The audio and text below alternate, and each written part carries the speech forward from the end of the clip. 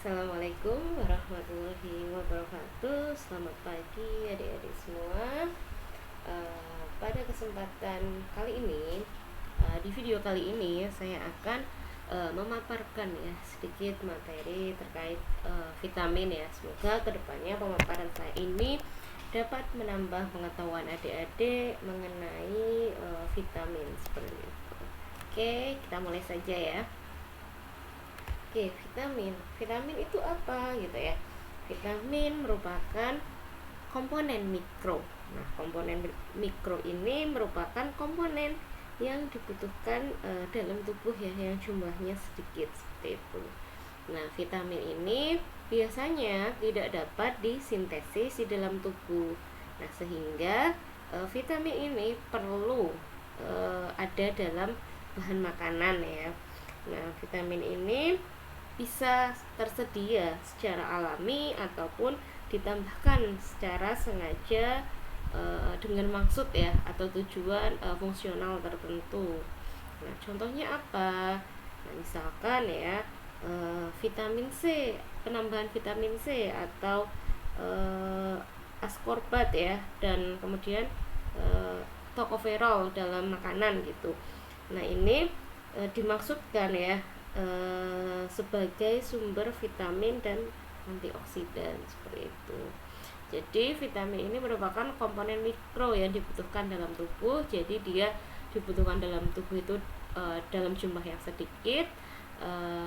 Namun tubuh kita tidak bisa mensintesis vitamin, sehingga kita dapat suplai vitamin ini dari makanan yang kita konsumsi ya. Nah, biasanya vitamin ini tersedia secara alami pada makanan atau bisa tadi seperti yang saya jelaskan dilakukan penambahan ya ke dalam makanan dengan tujuan fungsional tertentu seperti itu. Bisa dipahami ya terkait vitamin. Kemudian di sini saya akan menyampaikan terkait manfaat vitamin. Apa sih manfaat ketika kita mengkonsumsi vitamin? Nah, tentunya pertama ini vitamin dapat membantu mempertahankan kesehatan, kemudian kebugaran. Selain itu, vitamin juga berfungsi sebagai antioksidan, kemudian mencegah timbulnya penyakit, dan yang terakhir, vitamin ini bisa membantu dalam pembentukan sel darah ataupun koenzim dalam memfasilitasi reaksi enzimatis seperti itu. Nah, kira-kira apa saja sih macam-macam vitamin gitu ya.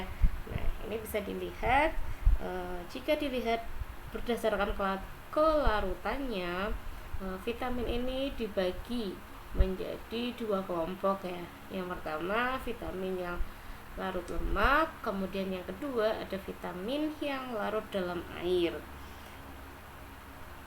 Nah, vitamin yang larut dalam lemak ini contohnya adalah vitamin A, D, E, dan K ya. Jadi vitamin A, D, E, K ini dia larut lemak dan minyak, namun dia tidak larut dengan air seperti itu. Kemudian kelompok vitamin yang kedua adalah vitamin yang larut air gitu ya. Ada vitamin B dan vitamin C seperti itu. Yang vitamin B dan C ini dia larut air tapi tidak larut dalam lemak. Nah, setelah ini kita akan membahas ya masing-masing vitamin ya, dari vitamin yang larut lemak, kemudian vitamin yang larut dalam air seperti itu. Nanti kita bahas vitamin yang larut dalam lemak dulu, kemudian kita bahas vitamin yang larut dalam air. Nah, yang pertama untuk klasifikasi atau golongan vitamin berdasarkan kelarutannya, yaitu vitamin yang larut dalam air. Nah, yang pertama ada vitamin A ya. Nah, vitamin A itu apa gitu ya? Nah, vitamin A atau sering dikenal dengan retinol gitu ya. Nah, retinol itu apa? Retinol merupakan suatu padatan ya yang berwarna kuning muda. Dia larut dalam lemak ataupun minyak, tetapi dia tidak larut dalam air seperti itu. Nah, di dalam tubuh, maaf ya, ini tipe ya. Nah, di dalam tubuh itu ada senyawa lain ya yang bisa diubah menjadi retinol seperti itu. Nah, apa itu senyawa yang bisa dirubah menjadi retinol? Itu prekursor vitamin A. Nah, prekursor vitamin A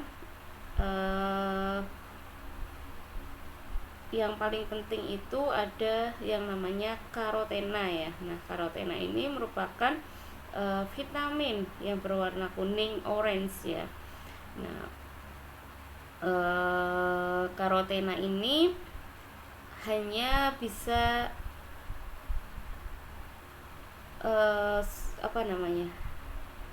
hanya sebagian karotena yang di dalam tubuh ya yang dapat diubah menjadi retinol seperti itu. Nah, jadi tidak semua karotena yang ada dalam tubuh ini bisa diubah menjadi retinol. Nah, 1 mikrogram retinol itu ekuivalen dengan 1 mikrogram retinol dan 6 mikrogram karotena seperti itu. Nah, apa sih sumber-sumber dari vitamin A seperti itu? Nah, untuk retinol sendiri itu bisa ditemukan dalam beberapa makanan hewani yang berlemak gitu ya, karena hewan dan ikan itu dapat menyimpan retinol di dalam hati. Nah,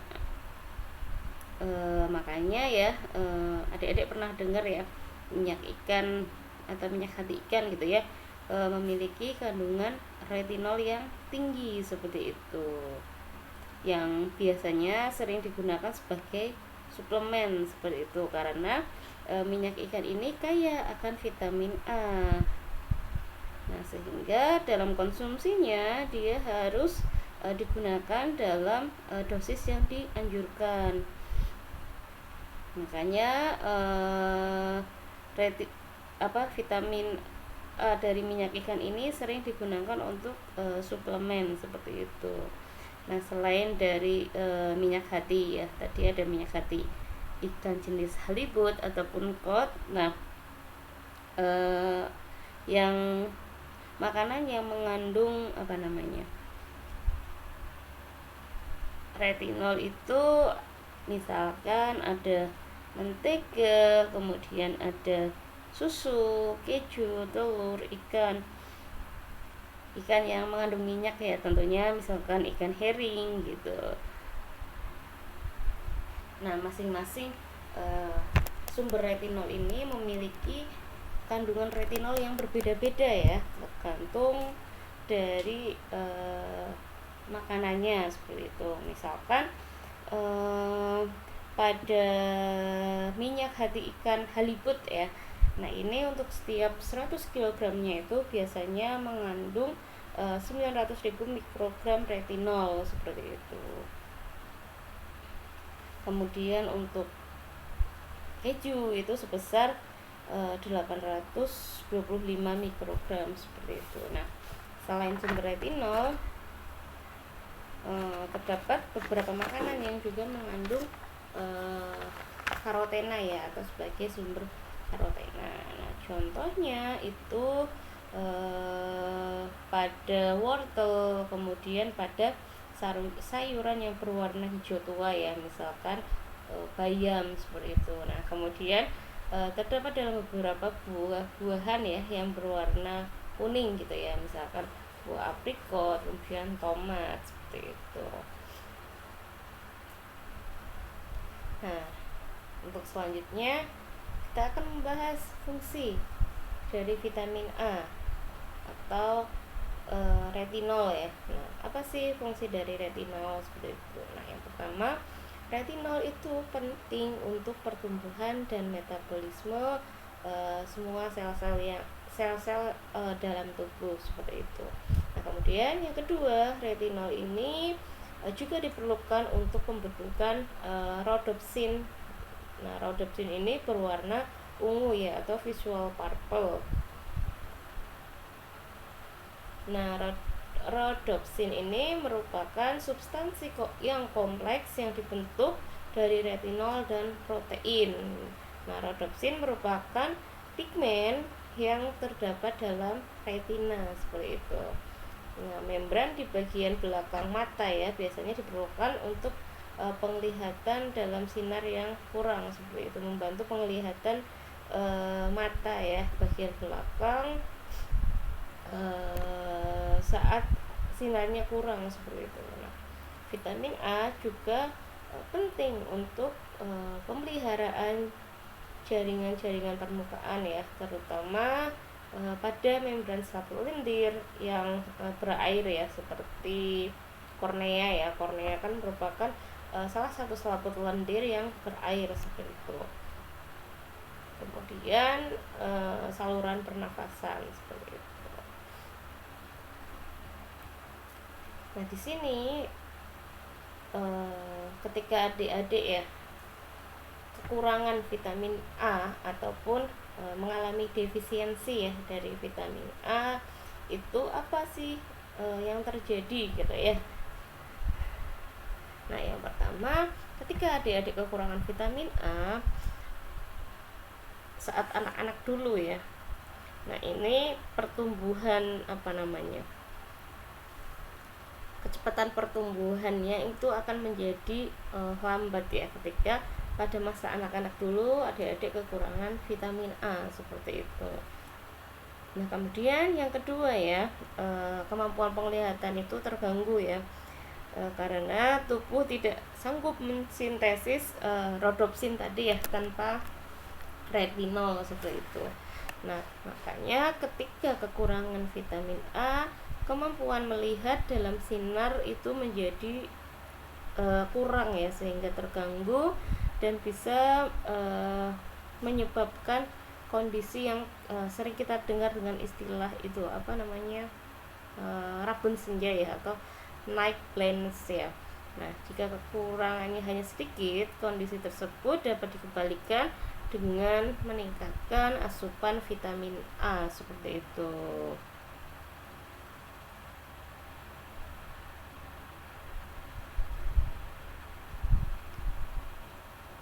Nah, untuk yang ketiga ya, bisa dilihat di sini ya, ketika terjadi ya defisiensi vitamin A, ini dapat mempengaruhi kesehatan kulit, kemudian dapat menurunkan daya tahan terhadap infeksi ya, sehubungan dengan kondisi yang jelek ya pada selaput pernafasan ya. Karena tadi vitamin A sudah saya jelaskan kalau penting untuk pemeliharaan kesehatan jaringan ya, jaringan-jaringan permukaan seperti tadi kornea, kemudian saluran pernafasan ya. Sehingga jika kekurangan atau defisiensi vitamin A ini akan mempengaruhi kesehatan kulit dan menurunkan daya tahan terhadap infeksi ya, karena kondisi yang jelek dari selaput lendir saluran pernafasan seperti itu. Sehingga berdasarkan fungsinya ya, nah vitamin A ini kadang-kadang disebut dengan vitamin anti infeksi seperti itu. Kemudian ya, nah untuk kondisi yang ekstrim ya pada kelenjar mata gitu ya, maka akan mengakibatkan mata di bagian depan ini menjadi kering dan meradang ya. Nah, keadaan tersebut biasanya dikenal dengan xerophthalmia seperti itu. Nah, apa itu xerophthalmia? Nah, xerophthalmia itu merupakan pemborokan pada kornea mata ya, yang dapat mengakibatkan kebutaan seperti itu. Nah, kemudian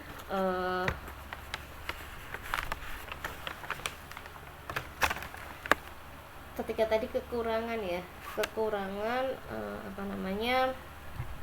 vitamin A dapat menyebabkan beberapa permasalahan ya. Namun kelebihan vitamin A itu juga tidak baik ya adik-adik. Nah, sehingga Departemen Kesehatan ya ini menganjurkan jumlah ya asupan atau anjuran asupan vitamin A bagi tubuh ya untuk orang dewasa ini sebesar 750 mikrogram retinol ekivalen ya. Kemudian untuk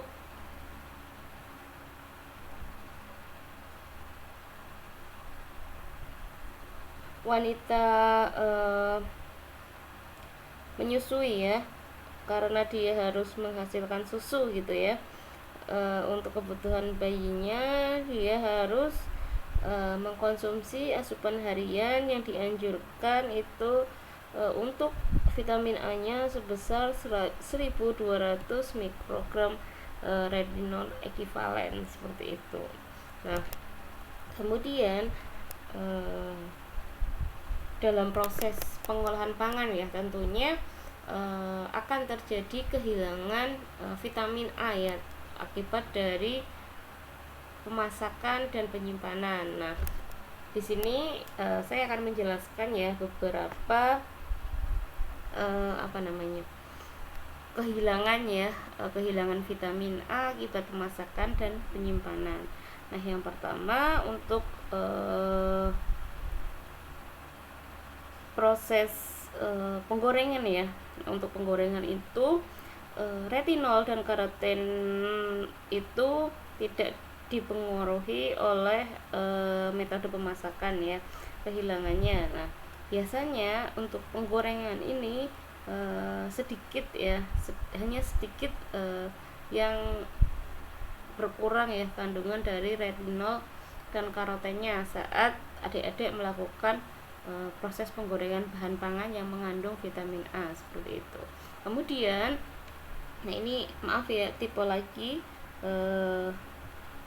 pemasakan yang lain ya yang dapat mengurangi vitamin A itu pengeringan lambat ya. Ini kurang lambat ya. Pengeringan lambat ini dapat mengakibatkan ya kehilangan vitamin A. Nah, pengeringan lambat ini sudah ada solusinya ya dengan cara modern, yaitu dengan melakukan proses pengeringan secara cepat seperti itu. Kemudian yang ketiga ini vitamin A juga akan mengalami kehilangan ya. Nah, saat dilakukan penyimpanan ya. Jadi saat penyimpanan bahan makanan gitu ya, lama-lama vitamin A akan hilang karena adanya proses oksidasi seperti itu. Sehingga untuk meminimalkan kehilangan ya vitamin A saat penyimpanan, maka solusi yang bisa dilakukan itu adalah dengan pendinginan ya atau perlindungan bahan pangannya terhadap sinar matahari seperti itu. Nah, kemudian kita akan lanjut ya ke vitamin yang larut dalam lemak lainnya ya selain vitamin A. Nah, di sini kita akan membahas vitamin D ya. Nah, kita akan membahas vitamin D.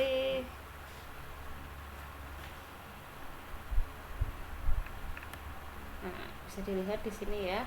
Vitamin D ini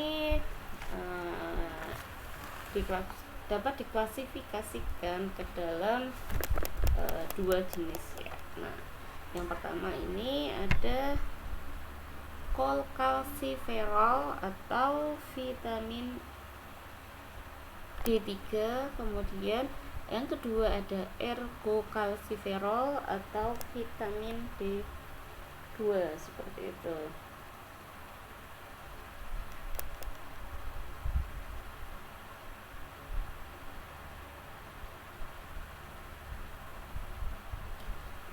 Kalau untuk Cholecalciferol ini merupakan senyawa yang berwarna putih, kemudian berbentuk kristal yang larut dalam minyak dan lemak, namun dia tidak larut dengan air gitu ya, karena vitamin D ini merupakan vitamin yang larut dalam lemak seperti itu. Nah, kalau untuk cholecalciferol ini merupakan bentuk alami dari vitamin ini, biasanya dalam bentuk makanan ya. Nah, vitamin D3 ini terbentuk di bawah kulit ya, karena adanya pengaruh radiasi ultraviolet ya. Kemudian yang kedua ada vitamin D2 atau ergocalciferol. Nah, ergocalciferol ini merupakan bentuk sintetik dari vitamin yang memiliki aktivitas yang sama dengan vitamin alaminya ya.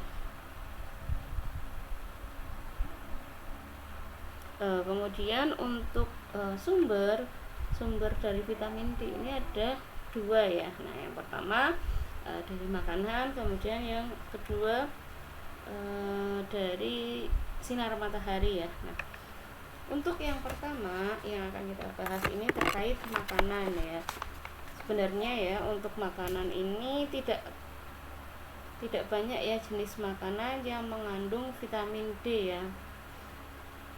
Nah, biasanya secara alami ini vitamin D terdapat pada makanan hewani ya, karena tadi vitamin D ini terbentuk di bawah kulit seperti itu ya. Nah, biasanya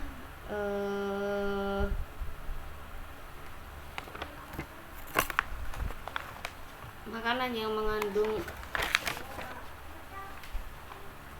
vitamin D ini ikan yang memiliki banyak minyak ya, bahkan yang berminyak, kemudian telur, mentega, hati, kemudian susu dan margarin seperti itu. Kemudian selain dari makanan ya, tadi vitamin D bisa didapatkan dari sinar matahari ya. Nah, ini vitamin D akan terbentuk ya dalam kulit saat terkena sinar matahari ya. Nah, pembentukan sinar matahari ya, pembentukan vitamin D pada masing-masing individu ya, ini bergantung ya dari garis lintang ya, garis lintang atau posisi dia saat terkena matahari, kemudian berapa lamanya dia berjemur seperti itu. Nah, selain itu juga bisa dipengaruhi karena derajat pigmen yang berbeda-beda ya. Nah, biasanya orang yang berkulit gelap gitu ya, sintesa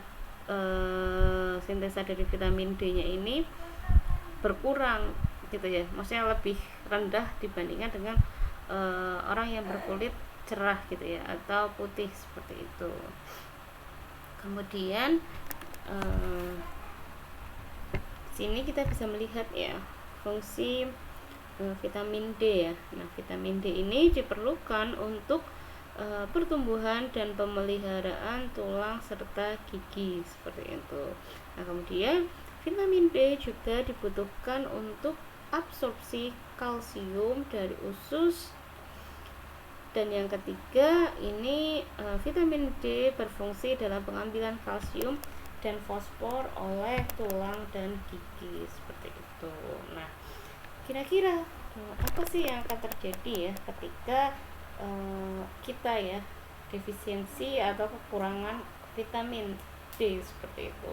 Nah, yang pertama, ketika kekurangan vitamin D ya pada anak-anak ini akan terjadi rakitis ya. Nah, rakitis ini merupakan kelainan pertumbuhan tulang ya adik-adik. Nah, tulangnya di sini menjadi lunak dan rapuh ya, sehingga mudah patah seperti itu.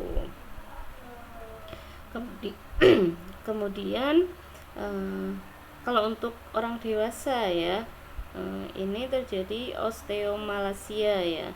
Ini tulangnya juga menjadi lunak, lemah, dan nyeri seperti itu. Nah, ini biasanya orang tua atau ibu-ibu yang sering mengurung diri di rumah ya, ini lebih rentan ya terkena osteomalacia seperti itu daripada orang-orang yang beraktivitas di luar ya, karena otomatis intensitas terkena sinar mataharinya itu menjadi lebih sedikit seperti itu. Nah, kemudian tadi kan kalau kekurangan ya, nah kalau kelebihan vitamin D itu seperti apa gitu ya. Karena vitamin D ini sama seperti vitamin A ya, yang tidak dapat larut dalam air seperti itu, maka jika terjadi kelebihan vitamin D ini juga akan berbahaya ya adik-adik bagi jaringan tubuh gitu ya, karena akan terjadi pengendapan kalsium pada jaringan lunak dalam tubuh seperti itu, yang diakibatkan vitamin D ini tadi sulit untuk diekspresikan melalui air seni seperti itu. Sehingga agar tidak terjadi permasalahan tersebut, maka adik-adik harus mengkonsumsi ya vitamin D ini sesuai dengan asupan yang dianjurkan seperti itu ya. Nah, misalkan untuk anak balita ya dan ibu hamil menyusui itu sebesar 10 mikrogram kolkalsiferol. Kemudian orang-orang yang biasa terkurung di rumah ya, tidak keluar gitu ya karena tidak kurang terkena sinar matahari, itu juga membutuhkan suplemen vitamin D sebanyak 10 mikrogram per hari gitu. Kemudian ya untuk ada nggak sih pengaruh gitu ya saat kita melakukan pemasakan gitu ya terhadap vitamin D ini gitu. Nah, vitamin D ini ya jika dibandingkan dengan vitamin yang lain gitu ya, dia lebih tahan terhadap panas dan tidak dapat larut dengan air ya. Nah, sehingga dalam proses pemasakan ini tidak mempengaruhi ya kehilangan vitamin D seperti itu. Nah, selanjutnya selain vitamin D ini ada vitamin E ya. Nah, vitamin E ini biasanya terdapat dalam berbagai macam bahan pangan ya adik-adik. Nah, mulai dari pangan nabati, kemudian pangan hewani seperti itu ya.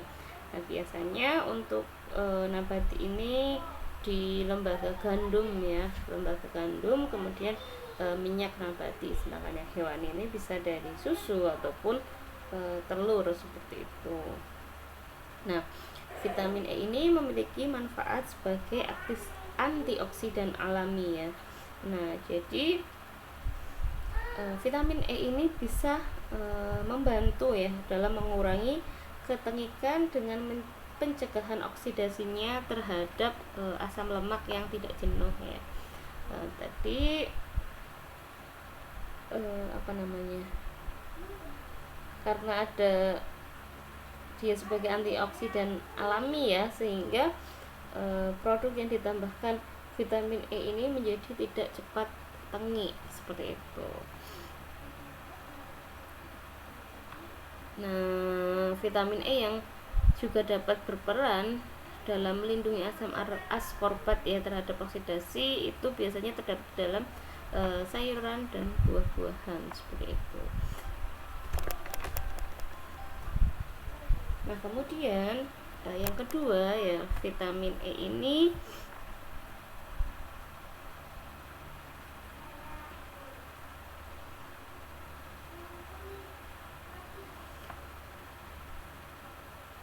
biasanya ya sering ya ditambahkan pada krim mocha ataupun minyak untuk mandi dan sebagainya ya. Padahal itu tidak memiliki efek ya adik-adik, karena vitamin E ini tidak bisa terabsorpsi melalui kulit seperti itu.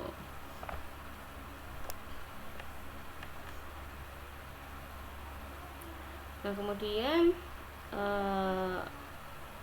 golongan terakhir ya dari vitamin yang larut minyak ini ada vitamin K ya. Vitamin K ini terdapat pada sayuran hijau dan berbagai bahan pangan lain seperti itu. Nah, vitamin K ini merupakan vitamin yang esensial untuk membantu dalam pembentukan darah yang biasa. Kemudian jika kekurangan vitamin K ya, ini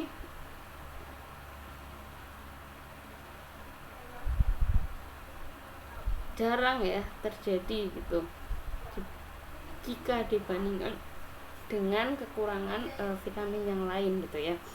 Kenapa? Karena vitamin K ini pasti terdapat dalam susunan makanan pada umumnya ya, makanan yang normal gitu ya, dan dapat disintesis oleh bakteri yang ada dalam usus gitu, sehingga gejala kekurangan vitamin K ini sangat jarang terjadi seperti itu. Nah tadi sudah kita bahas ya berbagai vitamin yang larut dalam air, dalam lemak maksudnya. Nah kemudian sekarang kita akan membahas vitamin yang larut dalam air ya. Nah, untuk vitamin yang larut dalam air ini ada vitamin B dan vitamin C seperti itu. Nah kita bahas dari vitamin B dulu ya. Nah vitamin B ini sering dikenal dengan vitamin B kompleks ya. Tentunya adik-adik pernah dengar ya vitamin B kompleks seperti itu. Nah kenapa sih kok vitamin B ini sering disebut dengan vitamin B kompleks ya? Atau adanya kenapa muncul istilah vitamin B kompleks seperti itu ya. Nah itu dikarenakan jumlah vitamin B ini sangat banyak ya. Bisa dilihat dari slide ya, ini ada 8 seperti itu ya. 3 diantaranya itu merupakan vitamin yang sangat penting ya, yaitu ada vitamin B1 atau tiamin, kemudian vitamin B2 atau riboflavin, kemudian ada vitamin B3 atau asam nikotinat, kemudian terdapat vitamin B yang lainnya ya, mulai dari B4, B5, B6, B12 dan asam folat. Nah banyaknya jumlah atau jenis dari vitamin B tersebutlah yang mengakibatkan vitamin B ini menjadi kompleks sehingga muncul istilah vitamin B kompleks ya. Nah di sini kita akan membahas ya masing-masing dari vitamin B ini. Kita bahas dari vitamin B yang penting, kemudian kita bahas vitamin B yang lainnya seperti itu.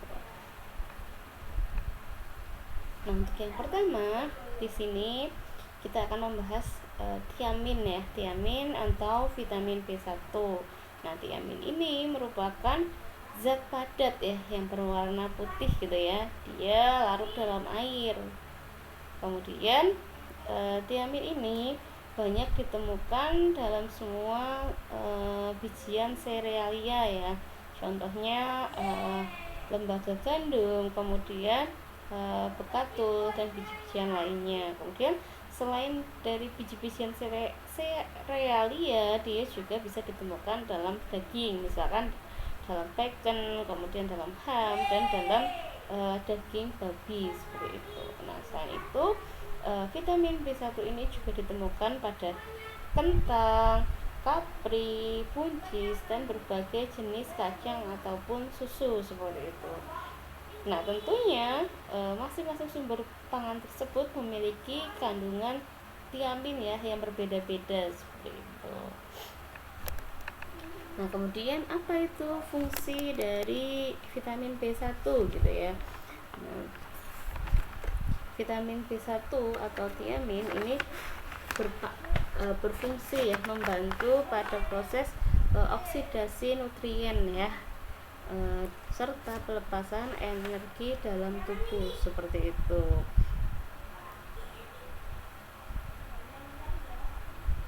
Kemudian jika ya adik-adik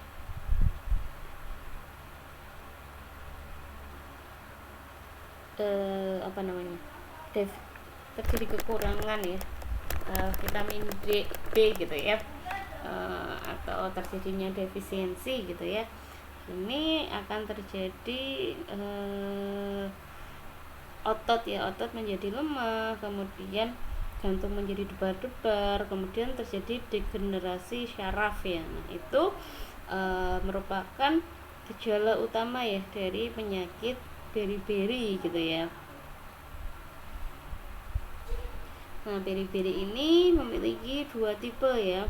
Yang pertama, beri-beri basah. Nah, untuk beri-beri basah ini pasien sering menderita busung odema, kemudian penimbunan cairan dalam jaringan. Dan yang kedua, selain beri-beri basah, ini ada beri-beri kering ya. Nah, beri-beri kering ini terjadi dari keadaan kurus ya, dan adanya pemborosan jaringan ya. Kemudian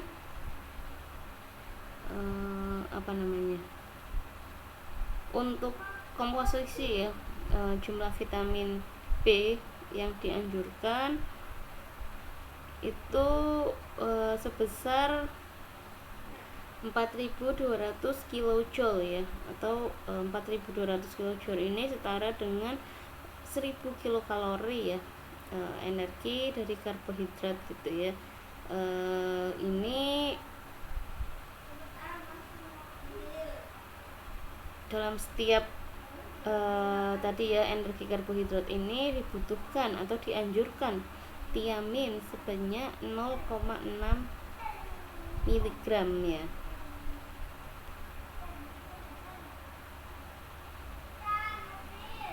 Kemudian untuk pria dewasa ini membutuhkan tiamin sebesar 1,2 mg ya, tiamin untuk kebutuhan energi 12.000 kilojoule ya per harinya, seperti itu. Nah, tiamin ini seperti vitamin B yang lain. Vitamin B kan kita belum bahas ya, nanti kita akan bahas. Nah, vitamin B ini maksud saya tiamin ini merupakan vitamin B1 ya, sama dengan vitamin B yang lainnya. Vitamin B1 atau tiamin ini larut dalam air ya, sehingga ketika adik-adik merebus ya kentang gitu ya, kentang itu mengandung tiamin gitu. Nah, sebesar 25% ya dari tiamin yang ada dalam kentang itu akan hilang ya ketika adik-adik merebus kentang dalam air, seperti itu.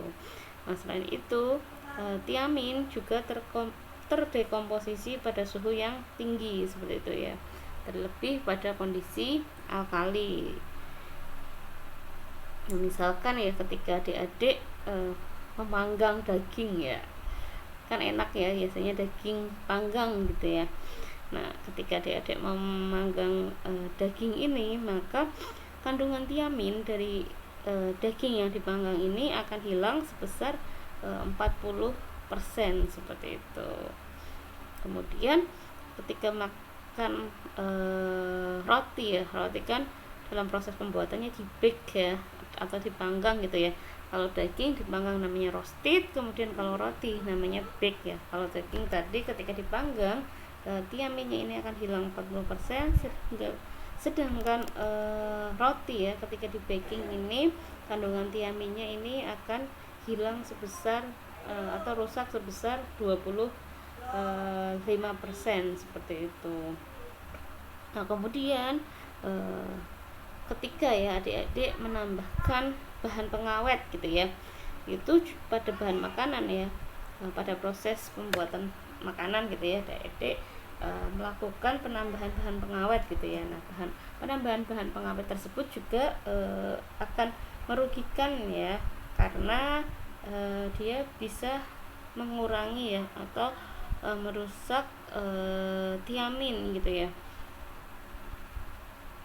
Nah, misalkan ketika adik-adik mengupas kentang ya, nah ini biasanya kan ditambahkan natrium sulfit ya, agar tidak terjadi pencoklatan gitu ya. Namun penambahan tersebut dapat merusak kandungan tiaminnya seperti itu. Kemudian untuk vitamin B yang kedua ini ada riboflavin. Nah, riboflavin ini merupakan senyawa ya yang berwarna kuning yang kemudian larut dalam air. Nah, biasanya beberapa sumber yang mengandung beberapa bahan pangan sebagai sumber riboflavin itu ada keju, kemudian ada susu, daging, hati, ginjal, kentang, telur. Ini maksudnya bukan kentang telur ya, kentang, telur, dan kemudian ada juga dalam sayuran hijau gitu ya. Tentunya masing-masing ini memiliki kandungan vitamin B2 yang berbeda-beda seperti itu untuk setiap 100 gramnya. Nah, sama seperti tiamin ya. Nah, riboflavin ini juga berfungsi dalam membentuk bagian dari enzim ya, yang penting ketika proses oksidasi glukosa dan pelepasan energi dalam sel tubuh seperti itu. Nah, ketika ada orang ya kekurangan atau defisiensi dari vitamin B ini akan mengakibatkan sudut-sudut pada mulut tampak pecah-pecah ya, kemudian lidah menjadi merah dan bengkak gitu ya. Nah, tapi gejala ini tidak secara spesifik ya menunjukkan defisiensi dari vitamin B2 ini gitu ya. Gejala ini juga bisa menunjukkan kekurangan vitamin B yang lainnya gitu ya. Nah, selain itu selain defisiensi ya, akan terjadi defisiensi gitu ya, ataupun kelebihan dari riboflavin ini sehingga kita harus mengkonsumsi ya riboflavin ini sesuai dengan anjuran ya, dimana ketika pria dewasa ini sebanyak 1,6 mg, kemudian untuk wanita ini sebanyak kurang lebihnya ya 1,3 mikrogram seperti itu. Nah, kemudian ketika terjadi pemasakan ya, atau ketika kita memasak bahan makanan atau melakukan pengolahan gitu ya, kandungan riboflavin ini dia sedikit ya yang larut dalam air gitu ya, kemudian dia agak stabil terhadap panas, namun dia peka terhadap sinar matahari ya. Misalkan ketika susu ya, kita memanaskan susu, membiarkan susu gitu ya terkena sinar matahari langsung gitu ya, karena susu kan tadi mengandung riboflavin gitu ya. Ketika susu terkena sinar matahari langsung gitu, untuk setiap jamnya itu kandungan riboflavinnya ini akan berkurang ya sebesar 10% untuk setiap jamnya ketika dia dibiarkan terkena sinar matahari langsung seperti itu.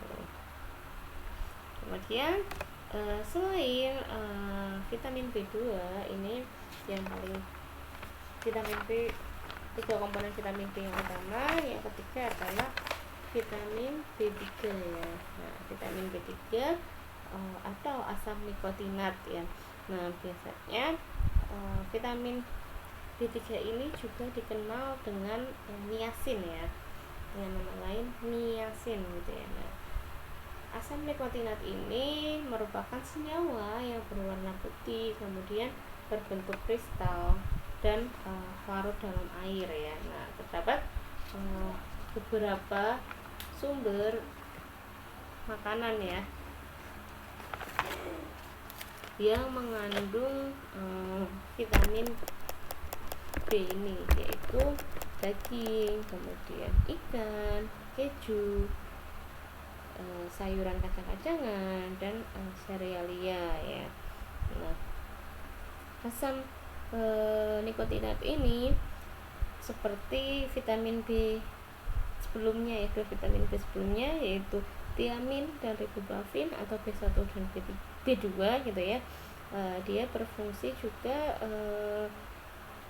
dalam oksidasi nutrien dan pelepasan energi dalam tubuh ya. Nah, kemudian ketika seseorang ya kekurangan vitamin B3 atau terjadi defisiensi dari asam nikotinat ini, akan menimbulkan penyakit pellagra ya. Pellagra ini meliputi diare, kemudian radang kulit, dan dementia ya. Atau pellagra ini biasa dikenal dengan 3D ya. Tadi ada diare, penyakit kulit ya, radang kulit atau dermatitis, kemudian dementia. Nah, berapa sih anjuran ya asupan dari vitamin B3 ini ya, agar tidak terjadi defisiensi yang mengakibatkan pellagra atau D3 tadi ya. Nah, ini untuk laki-laki dewasa ini 18 mg, kemudian untuk wanita 15 mg ya. Tapi kalau wanita sedang hamil ini membutuhkan sebanyak 18 mg juga, seperti itu. Kemudian ketika melakukan proses ya pemasakan ataupun pengolahan gitu ya pada vitamin B3 ini ya, atau asam nikotinat ini, maka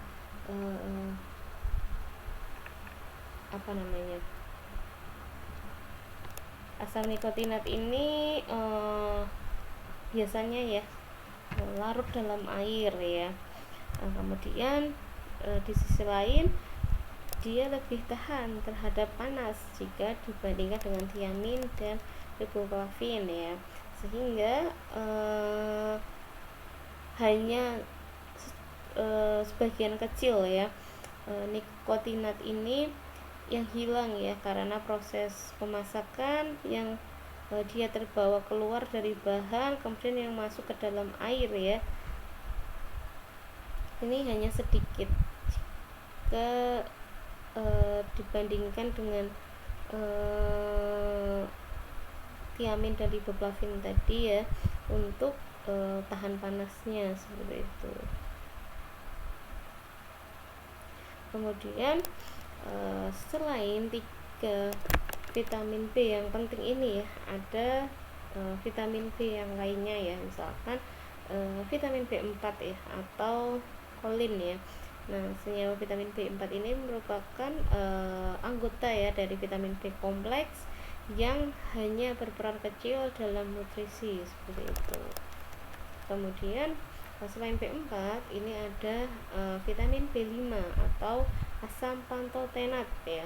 Nah, vitamin ini biasanya terdistribusi secara luas dalam bahan makanan nabati dan hewani gitu ya, sehingga jarang sekali ya terjadi defisiensi dari vitamin B5 ini. Nah, vitamin B5 ini merupakan konstituen yang sangat penting ya dalam sistem enzim yang ada di dalam tubuh, seperti itu. Kemudian selain B5 ini ada vitamin B6 ya, atau pyridoxine ya. Nah, pyridoxine ini biasanya terdapat pada daging, hati, serealia, dan kacang-kacangan. Pyridoxine ini berfungsi sebagai bagian dari sistem enzim yang berfungsi dalam proses sintesa protein, seperti itu. Nah, biasanya defisiensi pyridoxine ini jarang terjadi ya. Namun jika terjadi ini biasanya dia akan menderita bangsawan ya, tetapi penderitanya ini akan cepat sembuh ketika dia diberikan vitamin B6 ini, seperti itu. Nah, yang selanjutnya ada vitamin B12 atau cyanocobalamin ya. Nah, cyanocobalamin ini berfungsi dalam pembentukan sel darah merah, seperti itu. Nah, beberapa sumber makanan ya yang mengandung vitamin B12 ini yaitu makanan hewani ya, yang berupa hati gitu ya, susu, daging, ikan, dan telur, seperti itu. Nah, biasanya defisiensi vitamin B12 ini terjadi pada orang vegetarian ya, atau orang vegan ya, orang vegan atau orang yang vegetarian ketat gitu ya, dia sama sekali tidak makan makanan hewani ya. Nah, padahal B12 ini hanya terdapat pada makanan hewani gitu ya, sehingga orang vegan ini cenderung akan kekurangan vitamin B12 ya, yang dapat mengakibatkan pernicious anemia, seperti itu.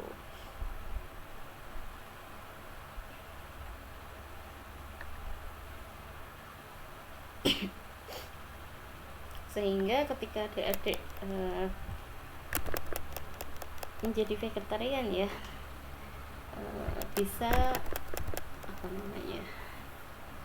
suplai ya vitamin B12 ya, karena tidak memakan hati, susu, daging, ikan, telur ya, atau makanan hewani, tapi hanya memakan sayur-sayuran gitu ya. Kemudian yang terakhir ini ada asam folat ya untuk vitamin D. Nah, asam folat ini biasanya banyak terdapat di dalam hati, kemudian sayuran hijau, kemudian dalam sayur hijau itu tentunya jumlahnya lebih rendah ya, atau sangat sedikit jika dibandingkan pada hati, seperti itu. Nah, asam folat ini berfungsi untuk membantu ya dalam sintesis asam nukleat, kemudian pembentukan sel-sel darah, seperti itu. Nah, ketika asam folat ini terjadi defisiensi ya asam folat, maka akan menyebabkan anemia ya. Nah, anemia ini sering ya, atau kadang-kadang terjadi pada orang tua ataupun wanita yang hamil, seperti itu. Nah, ini untuk vitamin yang terakhir ya. Tadi sudah bahas vitamin A, D, E, K, kemudian vitamin yang larut dalam air sudah kita bahas vitamin B, dan kemudian yang terakhir ini ada vitamin C ya. Nah, vitamin C ini atau asam ascorbat ya, merupakan komponen yang berwarna putih, kemudian dia berbentuk kristal dan sangat larut dalam air ya. Nah, sumbernya vitamin C ini tidak terdapat ya dalam semua jenis makanan gitu ya. Vitamin C ini hanya terdapat pada makanan nabati ya. Kalau tadi vitamin B12 hanya pada makanan hewani, sekarang kalau vitamin C hanya terdapat pada makanan nabati ya, misalkan sayuran, kemudian buah-buahan segar gitu ya.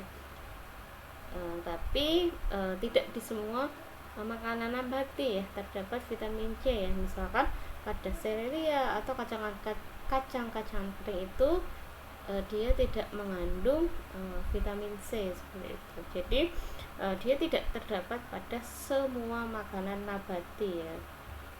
Kemudian apa sih fungsi dari vitamin C ini gitu ya. Nah, yang pertama, vitamin C atau asam ascorbat ini diperlukan untuk pembentukan semua jaringan tubuh ya, terutama untuk pembentukan jaringan ikat ya. Nah, apa itu jaringan ikat? Jaringan ikat itu merupakan bahan pembungkus yang terpisah yang melindungi kemudian yang menjaga berbagai organ, seperti itu. Nah, yang kedua, asam askorbat ini membantu proses absorpsi zat besi dalam usus halus seperti itu. Kemudian ketika ya adik-adik mengalami defisiensi vitamin C gitu ya, ini akan menyebabkan penyakit scurvy ya. Scurvy ini gejalanya ini memar, kemudian pendarahan spontan ya di bawah kulit gitu ya, gusi menjadi hitam dan seperti spons gitu ya, luka, kemudian retak yang tidak sembuh-sembuh gitu ya. Hal tersebut diakibatkan karena kegagalan dalam membentuk jaringan ikat seperti itu, sehingga agar tidak terjadi defisiensi vitamin C ya, kita perlu mengkonsumsi vitamin C ini sesuai dengan anjuran ya.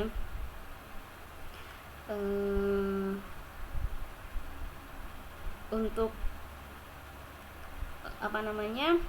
kandungan atau asupan harian vitamin C ya yang dianjurkan ini sebesar 30 mg ya. Untuk wanita hamil ini sebesar 60 mg seperti itu. Kemudian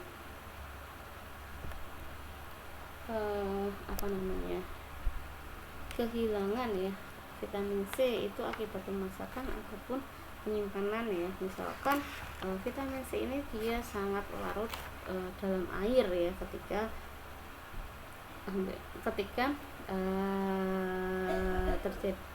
kita melakukan pemasakan gitu ya, sehingga agar vitamin C tersebut tidak larut air, maka solusi atau upaya yang dapat kita gunakan yaitu dengan menggunakan sedikit air saat melakukan pemasakan.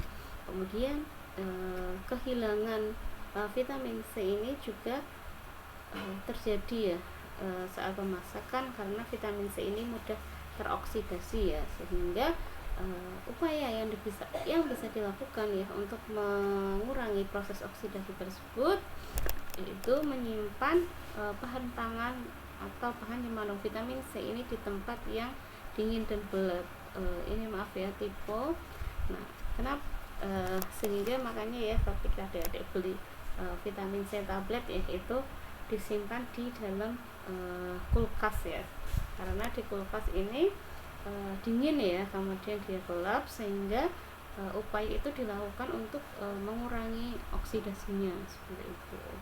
Kemudian yang ketiga, vitamin C ini mudah rusak ya dalam pemasakan ya, sehingga ketika adik memasak bahan pangan ya yang mengandung vitamin C, misalkan idealnya 3 menit gitu ya saat memasak, jangan melebihi waktu tersebut ya. Kemudian selain itu juga karena